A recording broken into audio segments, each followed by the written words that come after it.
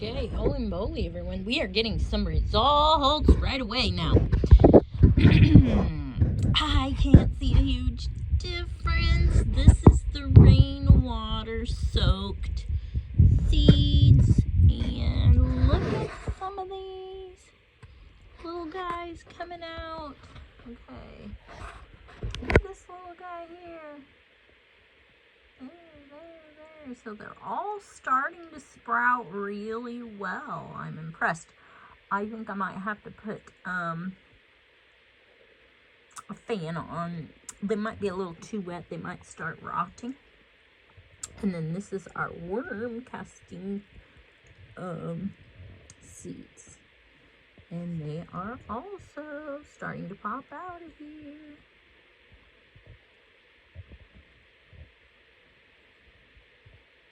Now, I decided I would do an additional, so you can see some of them castings were on there. What I should have done, darn it, I'm a better scientist than this, was just to do an extraction with castings and then use just the extract. And don't put the castings in with the seeds because it was hard to remove them. This is the rainwater one. Oh, it's hard to see if they're really starting. They are starting to come out and germinate. You kind of hit the tips. Okay, means my seed's good. And then this one is castings. I decided let's go ahead and try one of each in a soil type medium. All it is peat moss. But anyway, it's a little better than just the newspaper, so we'll see what we get. I've got them on the seed mats. Doesn't feel real warm, but it seems like it must be. Okay, well, there's your update. We are getting some action. I can't see a huge difference between the two. One didn't, kick in faster than the other. So maybe we'll see the difference here in a little bit after they start to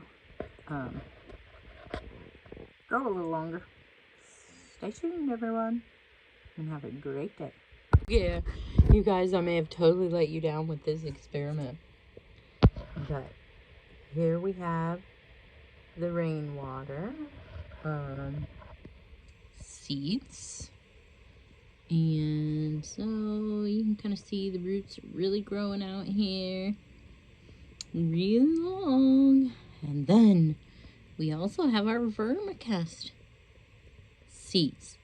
Now, from what I'm kind of thinking I might be seeing is possibly the rainwater. I wish there was a way I could get you to see both equally. But I think the rainwater seeds might have a little more root growth. And so that is what I need to talk to you about. The worm castings most likely was a fungal dominant casting. And this is an annual ryegrass. And I'm wondering if, because annual ryegrass is more of a beginning stage successional plant, that the fungal dominant soil that the castings were offering may have suppressed the growth of the annual ryegrass, which would be considered a weed of sorts, I suppose. Now, here we are with both of them in the peat moss. I'm not able to, they're both germinating definitely, but I'm not able to see a whole lot yet. We'll have to wait till the green tips are coming up and out. This is the rain, so definitely growth anyway.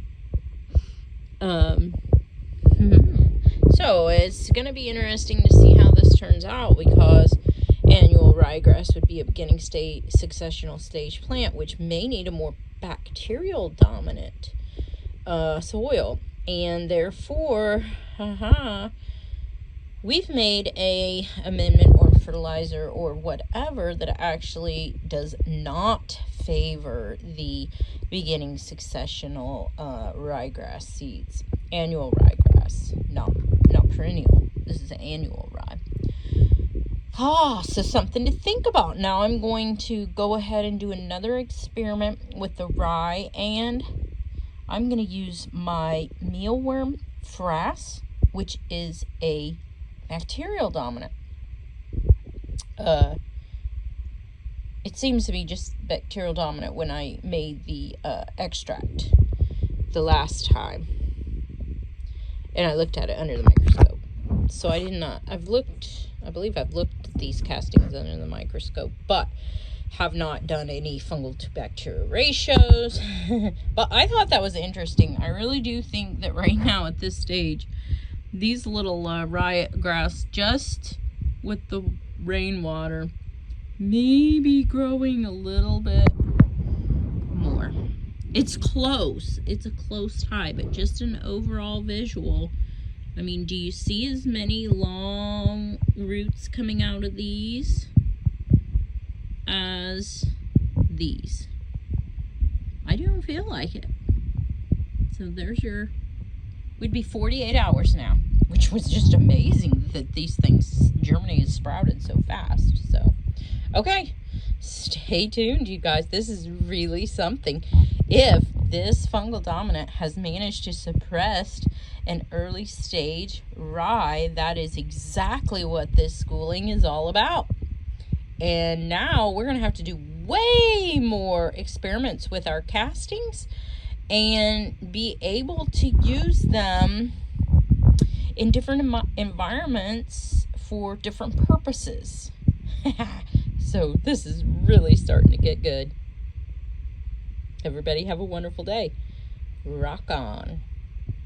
Here we are with an update on this experiment. I think we're on day 3, and we had a really good germination rate. If I had to say which one is doing like better at this moment, I'm gonna say the rain water only is taking the lead. And like I had mentioned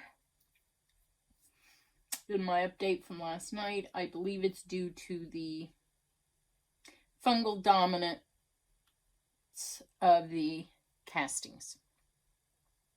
It's possible that this is not the best environment for an annual ryegrass. I went online, did a little bit of reading, and those annual grasses prefer a bacterial dominant substrate. Very interesting development happening here. So I'm going to have to continue to monitor. Going to do a lot more research here. I'm going to see if I can get this, how far I can tilt it. I don't want it to fall down, right? See, so, I mean, when I looked down the side, you know, to just see the amount and this, how high they were, you know, growing above the soil level, I think I could clearly see more there in the rainwater. These, I'm not sure. Okay, I don't really see any coming upwards too much. Now we got to get a good mat going on here of roots that we can, you got a little piece there. And then we will start to see, once those seeds start growing shoots, woohoo, that's not good. Good thing it's staying in a mat. Anyway, not too many shoots coming upward. But that's because I've got that weight of the newspaper on them. So once I remove the weight, now I will continue just to spray with rainwater and then moisten it, and we'll see how many make it up and green, whether they're turn yellow, what happens next. there's an update. Both, for at this moment, have extremely good germination rates. There's no way I would be able to tell you which one I feel has more germinated. I think they both germinated about the same. So it seems that I'm going to have to do a lot more in-depth studying on the fungal versus bacterial dominant castings and substrates. That way I can provide the ultimate environment for the particular seed that I choose to use and grow. There you have it, everybody. We need some more fine-tuning, and we will be back with another episode. Here we go. We started these seeds on Saturday. Soaked them in the Vermicastings for 12 hours. These guys